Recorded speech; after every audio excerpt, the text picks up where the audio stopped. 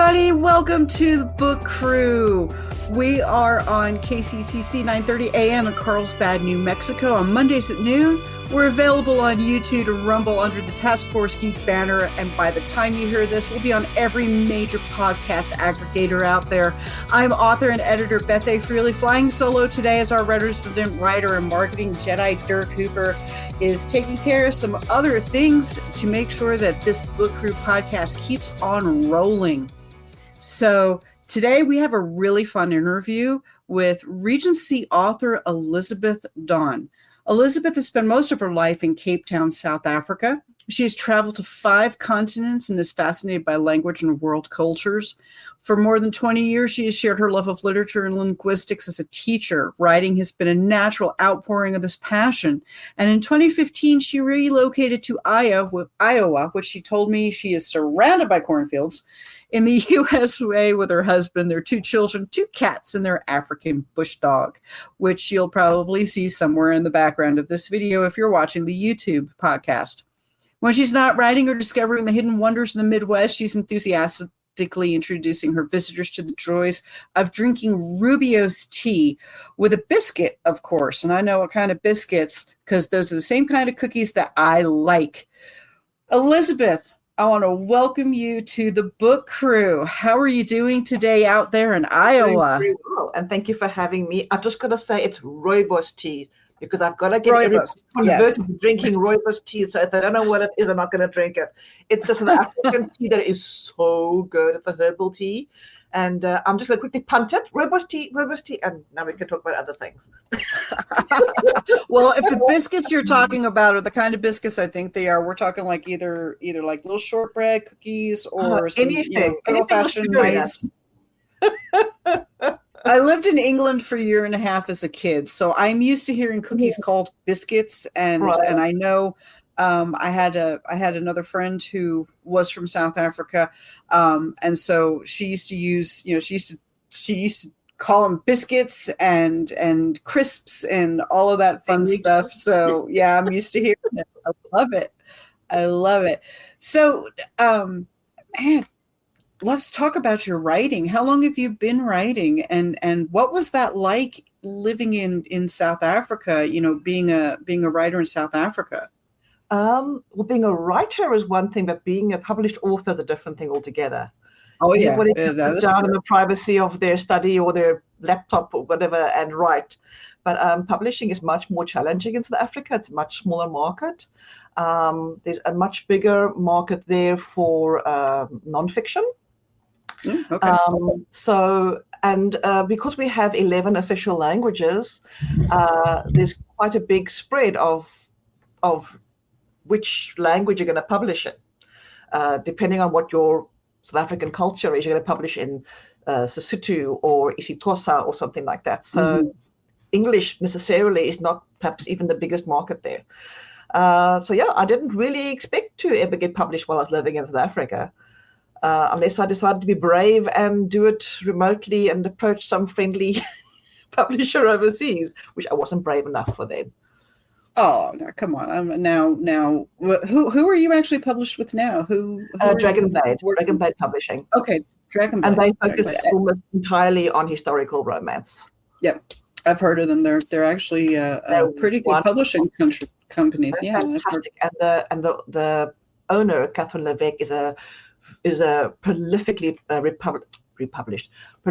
published author herself, and award-winning. She understands what authors need and want, so she's just fantastic. And that makes a big difference when you're the publishing company, because I've been both traditionally published, and when my publisher closed at the end of 2019, I went indie because I didn't want to give up the creative freedom that I had. So when you find a publisher that understands, that level and understands what the author actually needs, it does make a big difference. 100%. I hear a lot of people complaining about not liking their covers, for example, and we're given quite a lot of input. Final decision is not ours, but the amount of input that we get before the final decision is plenty. And I mean, Dragonblade is renowned for its gorgeous covers.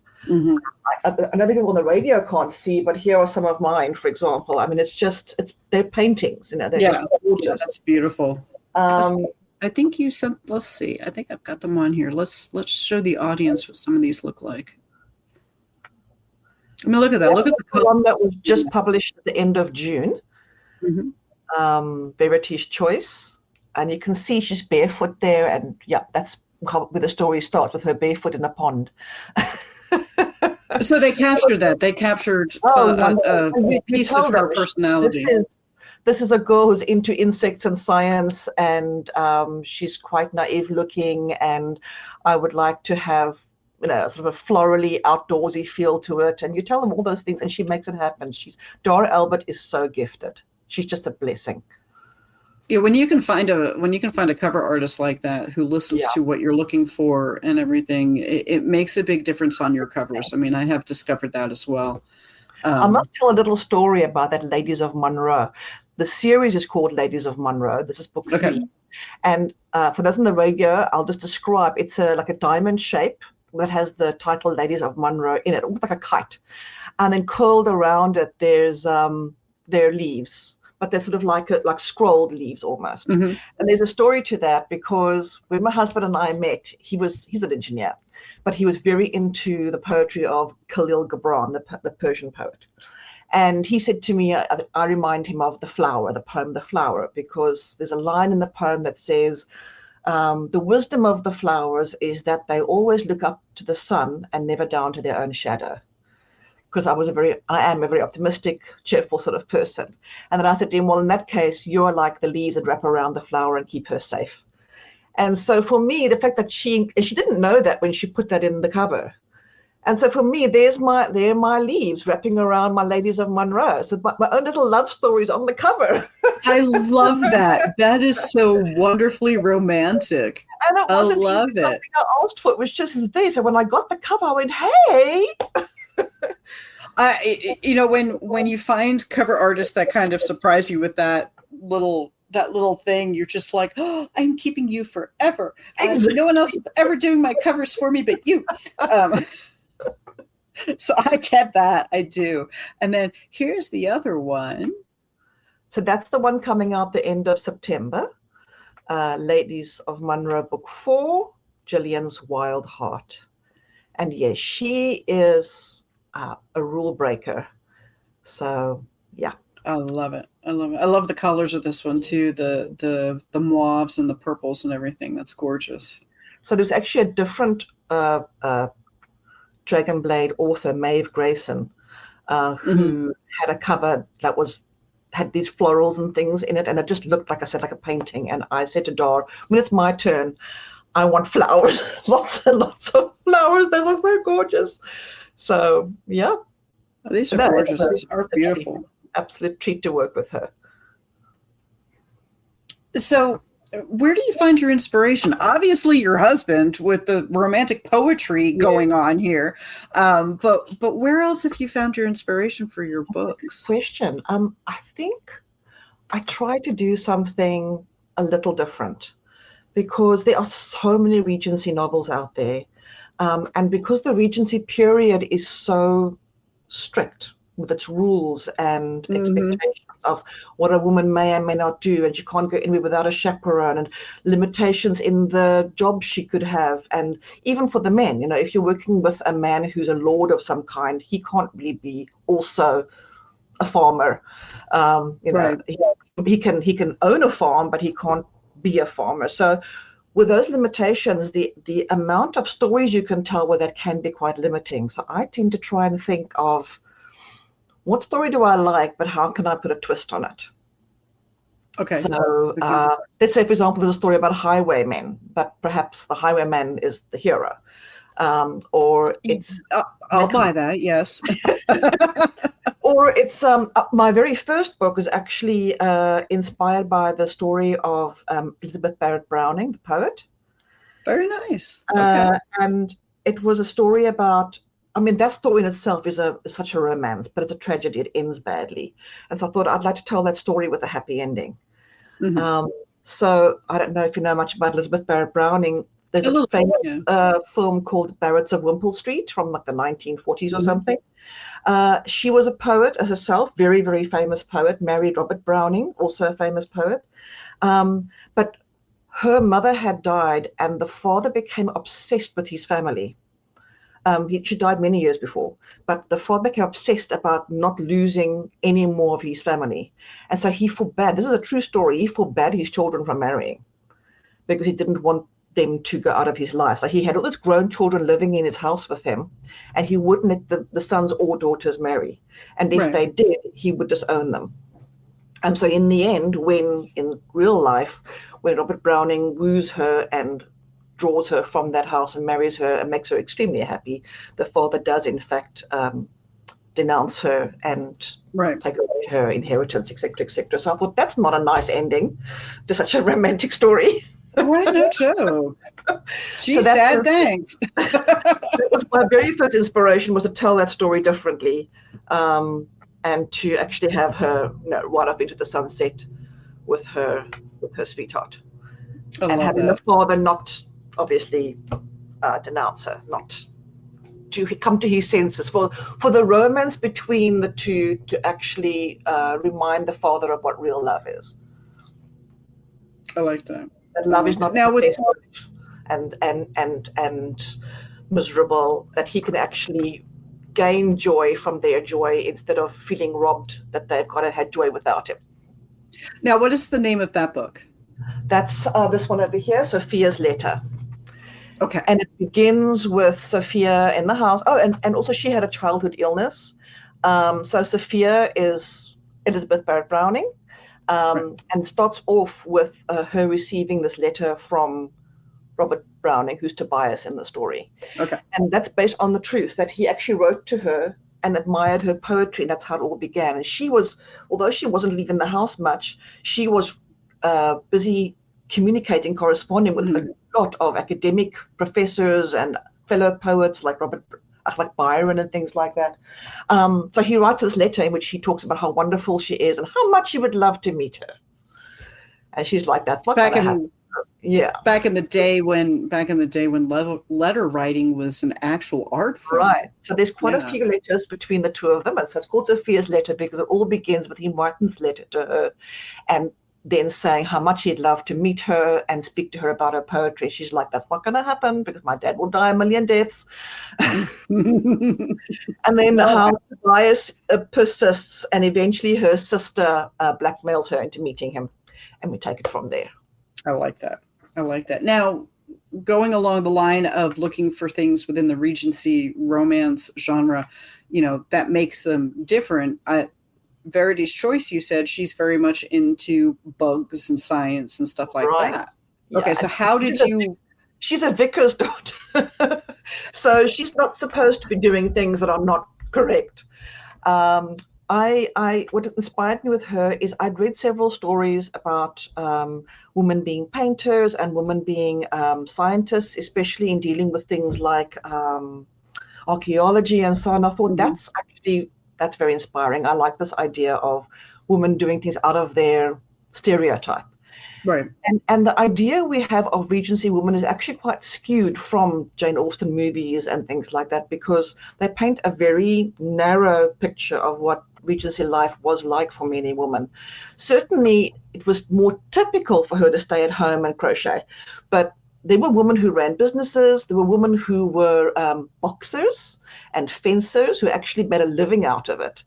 So I thought, well, what am I going to do that's going to be different? That's going to be something that a woman would want to do that perhaps was frowned upon.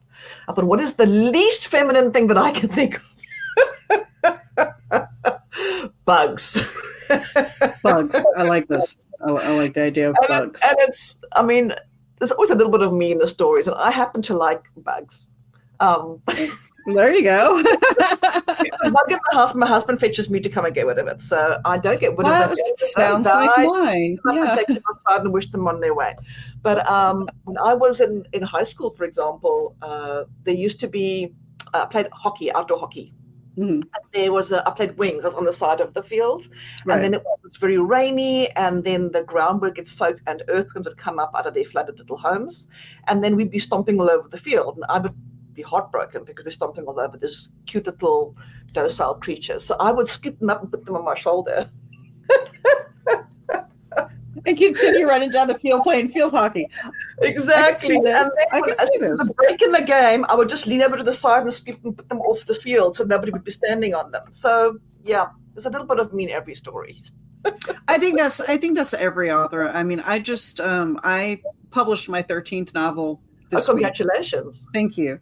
And it occurs to me Regency era is right around the end of the Regency era is the 1830s, and I just realized that my heroine in this book is Regency era heroine, which it didn't occur to me when I was writing it, but her father is the ambassador to Japan, to the shogun's court in feudal Japan, and the Edo period Japan, and she goes and she learns Japanese, and when her father is killed, she is taken in by a local daimyo, and the most un-Regency thing that she does is she stays there. She learns to be a healer, but she also learns how to fight and defend the village as own obligation.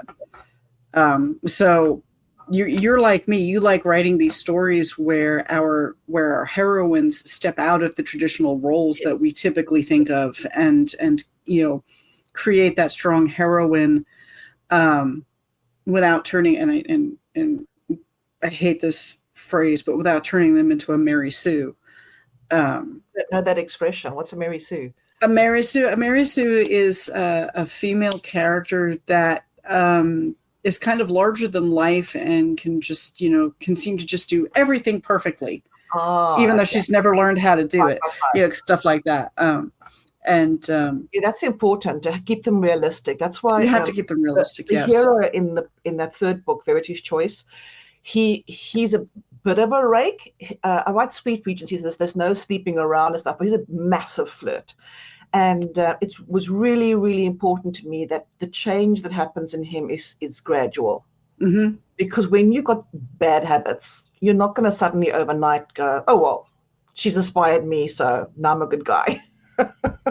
Man, and rakes are some of the best. They're some of the best characters when they're written properly. They're some of the best characters in Regency novels. I mean, I remember some of the very first romance novels that I ever read. The ones with the Fabio covers. Yes, the ones with the Fabio covers. Johanna Lindsay. She wrote a lot of Regency romance where you have the naughty rake, who's he's a ship captain, but he's actually a pirate, and kind of things. But when they're done right, watching that progression from rake to really the outstanding guy that he actually is fun and interesting. What attracted you to writing Regency novels? A love affair with Jane Austen. Now, you've got to remember, I grew up in South Africa, so I was not aware, bless my little heart, my little innocent heart, what a huge Regency market there was in America. So when I'd finished reading her books like 5 times, I decided, there just aren't enough Jane Austen books. Somebody should write some more. Mm-hmm. No, agree. I'm a huge Oscar Wilde fan, and I'm like, can we have some more Oscar Wilde novels, so please? We're talking about 20 years ago. I started writing just for my own pleasure, some Jane Austen-y kind of stuff. So it began more as, I want to say, Regency women's fiction, because Jane Austen isn't really a romance writer, not in the true sense of the word. So I began writing something more like in her style, and I was just doing it for fun while my kids were growing up. And I enjoyed that, and I wrote several books for fun, and then we moved to America, and suddenly I started noticing, but there's like critique groups, and and Iowa City is this literary capital, and oh my goodness, and my whole world just exploded. And that's when I discovered like 500 other Regency authors. Yeah, pretty much. This is the thing, I love it. So now, let's see, what was the name of this other one? Gillian's Wild Heart. Gillian's Wild Heart. So you said this one is book number 4. Yes. There she is. Tell us a little about Gillian. Tell us what we're going to see when she comes out. Gillian's got an interesting mixture because she grew up on an estate. She's the daughter of the groundskeeper. So for those of you who aren't very Regency clued in, the groundskeeper was a slightly more, shall I say, prestigious role. It was like the housekeeper, but for the grounds. Yeah, so in the same way, the butler ran a certain part of the household, and the housekeeper another part of the household. Oh my goodness, the groundskeeper ran the outdoor household, if I can put it that way. So it was quite a prestigious position, but it was still a servant, obviously. Right. And so she's the daughter of the groundskeeper, and the owners of the estate have one daughter, and they want her to marry well, and so they only have this one child, and they want to make a bright future for her. So she's taught how to walk and dress properly and eat with the right fork and things like that. And Gillian is the only daughter of the groundskeeper with 3 younger brothers. So they're kind of like both alone in their womanhood, if I can call that, and they end up spending time together. Despite the parents not approving, they sneak off and they go and braid daisies into their hair and things like that and have lots of fun together. So in book 2 already is where we meet their friendship, because in book 2, Eleanor, the estate owner's daughter, is marrying a viscount, etc., etc. So Gillian then, when her best friend, the wealthy daughter, when she ends up marrying the viscount, as her best friend, she now goes and spends time with them at their house in Monroe, in their very fancy house. And so she has this background of being the groundskeeper's daughter and running around pretty much, in the mud and stroking the cows and their velvety noses and stuff. At the same time, she's also spending time with her new viscountess best friend. So her world is very mixed up. And fortunately, that viscount is a good, solid sort of person who's not snobby in any way, and he welcomes her into his home. And when she's in their home, they're very protective over her. No one's allowed to be rude to her because of her country manners and so forth. And that's her background. So she's in this new world where she's not at all fitting in, but she's protected by the kindness of the viscount. And the viscount's one dear friend, who's a barrister, comes and visits often. And he comes from a very uptight household as well. And he just finds her so refreshing with her country manners. And it's exactly the kind of breath of fresh air that he needs in his life. And the next thing you know, they're extremely fond of each other. Now, so explain to the listeners what a barrister is. I know what it is. But right, so a barrister is different to a lawyer. The lawyer in Regency times would have been the one who does like the paperwork and stuff. The barrister would have been the one to actually present the case in court. So it's more prestigious than being a regular lawyer. He's the one who goes in with the black coat and the grey wig and says, "Your Honor." The whole 9 yards. Yeah.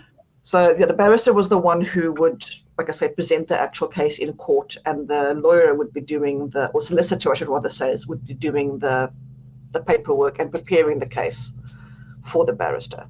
And if you were a gentleman's son, then you could not be a solicitor. It was too low grade for you. You had to be a barrister. At least a barrister. But one place of the two, you couldn't be a solicitor. That was a paid job. Whereas a barrister, you were presenting a case in court. It was far more prestigious, and so you were able to get away with such a working position, even if you were a lawyer. Right. So what is your process for, your research and actually, sitting down and writing these types, these Regency novels? Because I know there's a lot of research involved. Yes.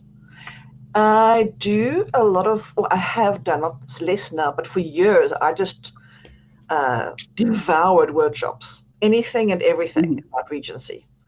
And I learned so much. And I learned so much from my editor as well. She's wonderfully clued up. Amy McNulty, she's fantastic. She's very strict, which I like. She doesn't let me get away with anything. Bless her heart, because that makes better books. But yes, I've done a lot of research in the past, and I've got files and files of information I can refer back to. But even so, sometimes you come up with something new, like insects, and I haven't done a Right. workshop on Regency insects. So you've got to think to yourself, well, what insects had been discovered? Not all insects that we know now were even discovered back then. Right. There's a butterfly in the story that is no longer in existence. It's extinct now, and it was rare then already. So even flower names have changed, and roses didn't have much of a scent back then. So if you include roses and you want to give her a bunch of roses, it's not necessarily going to be because the roses smelled good. So things come up that I then have to research on the fly. And then usually that's the end of the day's writing. Oh yeah, rabbit hole. You're spiraling down a rabbit hole. You're not climbing back out of it. I did that. It does give you little things to think about for the next book. It's like, oh, this is great, but I can't use this right now. So I will just put this in a little file somewhere for next time. Yeah, so a lot of research has been done where I understand the Regency era and the class systems, and although I bless my poor editor, I still muddle up, which I really shouldn't at this stage, but I still muddle up the footman and the butler terribly. It shouldn't be a mistake I still make, but it's somehow stuck in my head. And then it's like, by book 4, she's like, the footman is the one who holds the coat. Just think, Cinderella. Cinderella had footmen that turned back into mice. That's how I always remember the difference between a footman and a butler. The footmen are the mice hanging off the back of the pumpkin coat. For the future. So it's a lot of research, like I said, has been done in the past where I have a good understanding, a good overview of the period and what I can and cannot do with in terms of chaperones and jobs that they can have, and that a nobleman's first son wouldn't go off to war because of the risk to his, he's being the heir. He wouldn't put his heir at risk, for example. That general kind of stuff. So when you're choosing characters and choosing a storyline, you know what's off the table. And then, like I say, as it goes along, I'm going, oh, I actually don't know enough about that. Just let's stop writing today and go and research that. And then for a fantastic group that I work with called the Regency Fiction Writers. And if I really get stuck, I just send a little message out into the ether and say, hey guys, you're much more experienced than me. What happens if a lord who was married to a this and then did a that now wants to do this? And then, the answers just come streaming in. So there's a lovely sense of community among the Regency writers. That's awesome to hear. Yeah, that really is. I like that. Now, let's give the listeners something. Tell the listeners something about you that a lot of people don't know. Oh, gosh. Well, as you can hear from my accent, I'm from South Africa, and I think Beth mentioned that earlier.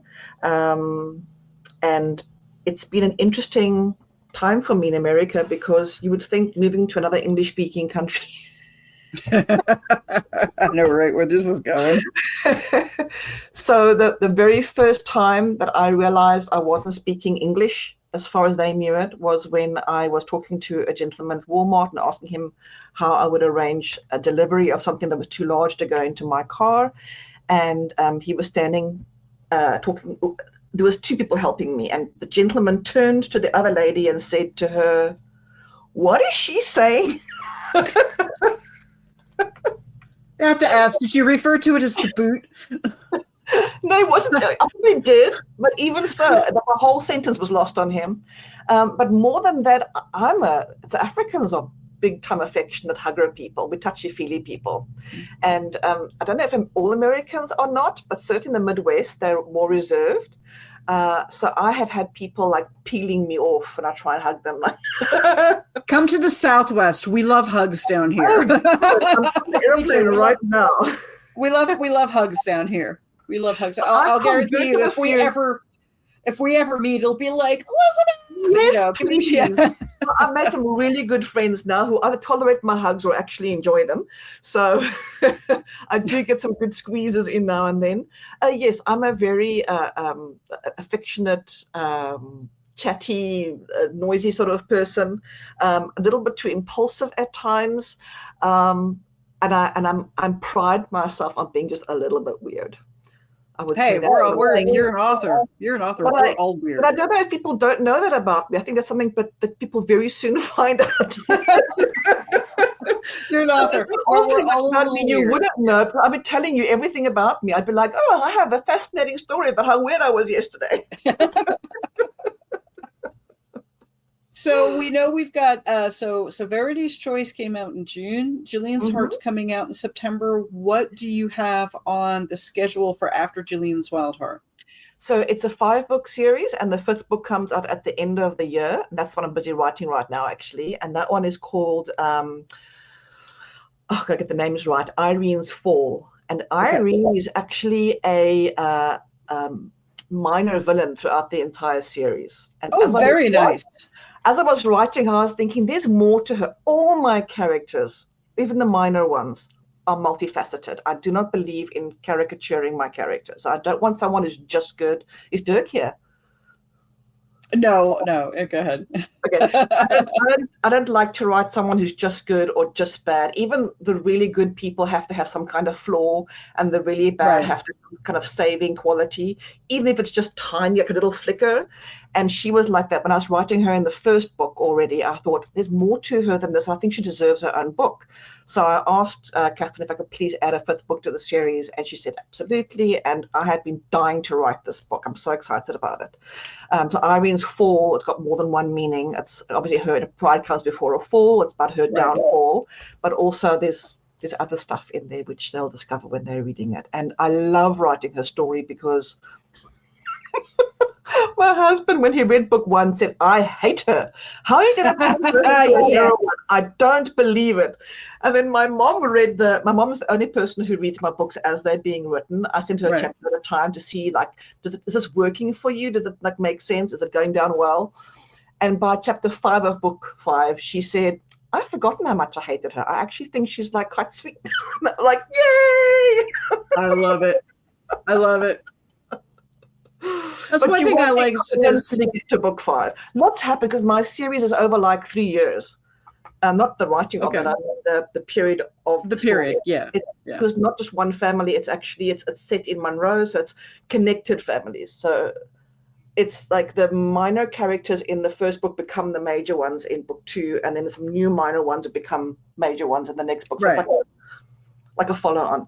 And so a lot happened in those 3 years to Irene for it to become believable that she could change. That's awesome. I like that. I like the fact that you have a morally gray female villain for which we don't see very often. So I think that's perfect.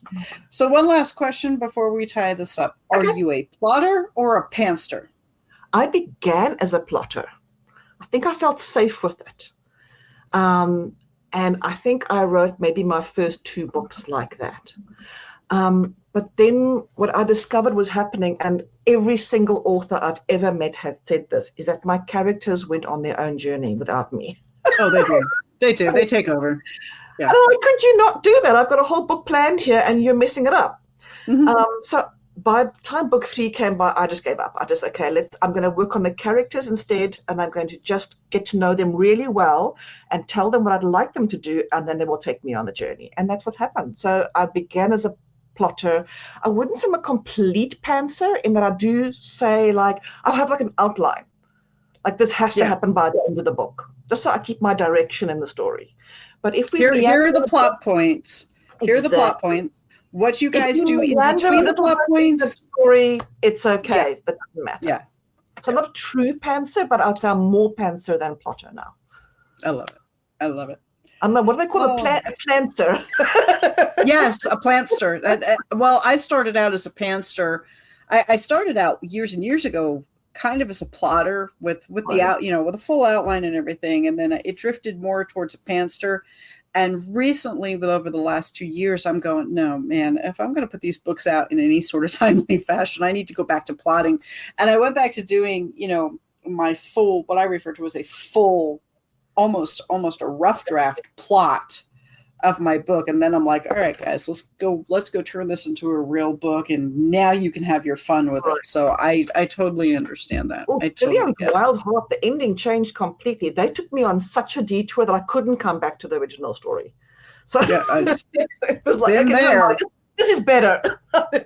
Been there. All right. So let's tell everybody where they can find you and where they can find your books. Okay, so I'm on what you call it, Kindle Unlimited, which is nice because you can get the book free if you're a member. And so I'm also on Amazon. What's the thing called? KDP books. KDP, thank you. Mm-hmm. And my paperback is on there as well. But if you're not a big Amazon fan, and some people aren't, then I'm also on Barnes and Noble, and quite a few smaller bookstores also stock me. My local bookstores stock me as well. So if you're in Iowa, if you're in the Des Moines area, Wandering Raccoon has got it. Beaverdale Books has got it.